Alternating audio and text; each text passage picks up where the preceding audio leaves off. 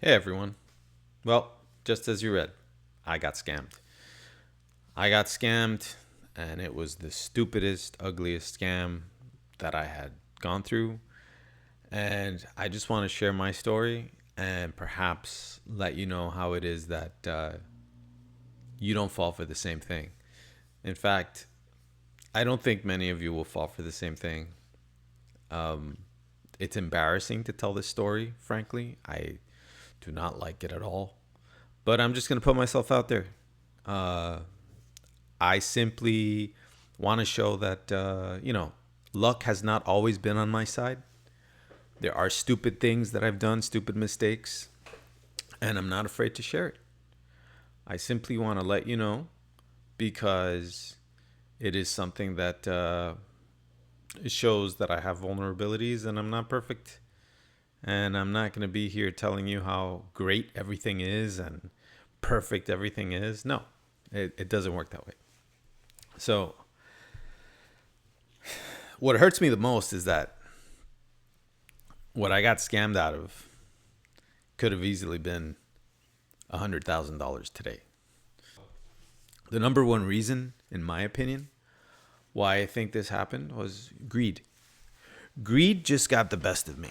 Greed was definitely what pushed me to try to get this additional money that I thought I was going to get, and it just beat me up. Having been a newbie to investing was already pretty nerve wracking, right? So I was nervous because you are supposed to get this big sum of money that you could probably use for other things like paying something off. That's what I was thinking about. I was thinking about paying off a car or, just getting rid of a HELOC debt that I had, etc. I just didn't want to put money and invest it somewhere where I was brand new to it. And then if I lost it, I was going to be beating myself up for it. And that's something that you should learn about investing. Investing is not something that you just go in all at once, because if you do that, you have a huge risk of losing. And you have to have a stomach for it. Now I understand after a few years, not many. It's only been like 5 or 6 years that I've been investing, but after these years that I've been investing, I understand now what it is to say you have to have the stomach for it. The market fluctuations are the ones that are going to drive your stress if you allow it. If you just set investments and forget it, pretty much, you're going to be fine. You're not going to have to worry about, whether something takes a dip or something goes up. When you do long-term investment, the majority of the time, stock market goes up. You have to be in good companies, though. You can't just be in any rinky-dinky companies. I've gotten into rinky-dinky companies that have lost money as well. Okay, so it's not something that you know for certain, and it's not a guarantee. This is a gamble. Investments are a gamble, but without a great risk, there is no great reward. So you have to risk it. And the number one rule is to obtain money and invest money that you are okay with losing. You're not going to be needing this money to pay your house. You're not going to be needing this money to pay for your kid's school, etc. Things like that. Or, use it for something important. You want to be able to simply say, okay, this money I'm basically parting ways with because I could completely lose it, but I'll be fine with it. So that's how it was. I started to invest in the stocks. I see that I'm getting good traction. I'm making good money. I start getting confident about it. Still a little nervous, but at the same time, the confidence is starting to take a boost. So as the confidence starts kicking in, I start listening to other things like Bitcoin videos. And then people start, talking about Bitcoin, cryptocurrencies, etc. Because Bitcoin had been around for so long already, and it was the most prominent thing and topic that people spoke about when they speak of crypto, I decided to go into that. I decided to put my money into something that I had no idea about, no understanding of. But I said, you know what, I'm going to do it because I see that people are having positive thoughts about it, etc. The only people that were doing that at the time were retail investors, and there was no institution that was backing it up, really. So, there was talk about it that they might get in eventually. But at the time, there was nothing. There was none of the sort. So I decided to start putting in some money little by little into it. And I was nervous. My, nerves were like this. I couldn't really stomach it. And then I think on the first dip, I said, oh, this is not going to work. I'm going to take it out. And then I see that it went back up. And then it's like, oh, my God, I should have just left it in there. And now I'm FOMOing. And for those of you who don't know, FOMO is basically fear of missing out. All right. And it was just nerve-wracking. So I just said, you know what? I'm just going to leave it in there and keep on investing, doing the dollar cost averaging type of stuff. But I didn't really follow it for crypto because I was still very skeptical about it.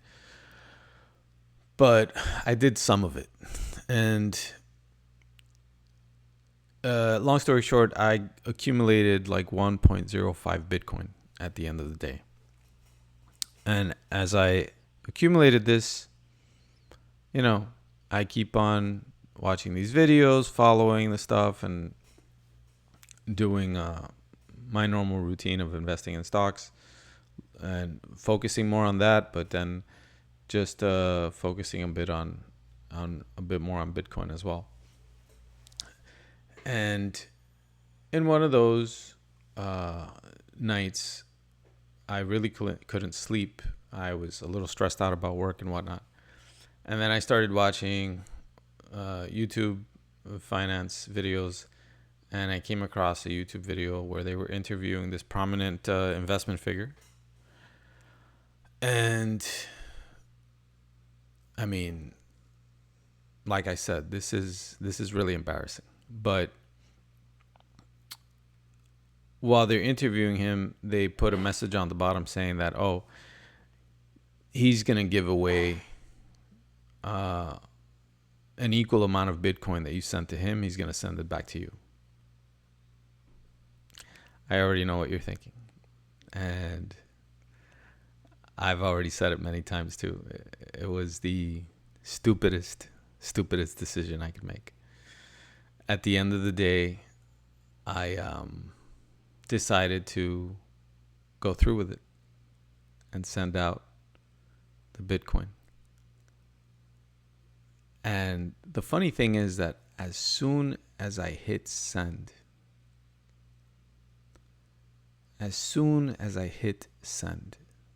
I knew it was gone. If something is too good to be true, it probably is. But as I mentioned, the greed that I wanted to double my stake is what eventually led to the downfall, you could say, of that. And as soon as I did that, I knew it was over, man. I literally grabbed my head and I said, what the hell did I just do? And I did not use the word hell. And it was insane. The total amount that I had was $10,000. And today, it would probably be worth 100,015 or something like that. 115,000, something like that. It's nuts. At the end of the day, what could you do? I made a mistake. That's what it was. And that's that. I can't go back. I can't do much about it. But right after I made that mistake and I was stressing about it for a bit, I decided to reinvest into Bitcoin. And this time I think I bought like half a coin or something like that. And I was just trying to get my money back. And I think I was able to get the amount that I lost in the investment. And then I took it out again. So that was foolish. I just didn't want to deal with it anymore. It was too volatile. It was very risky, in my opinion. And I just couldn't stomach it. Because I didn't stomach it and because I didn't understand it, I just left. I didn't want to deal with it anymore. And I'm okay with it. I'm fine with it. It's fine. You can't win it all. You can't win it all. I did not win that one. That was a battle I lost. And it's okay. At the end of the day, I made other investments that made sense. And they're working out as they should. So I'm fine with that. But if it's one thing that I want you to take away from this is don't be greedy. Making money takes time.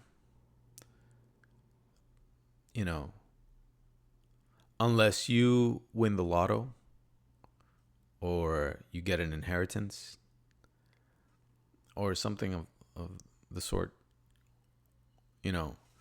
that's where you get instant money. But aside from that, it's not.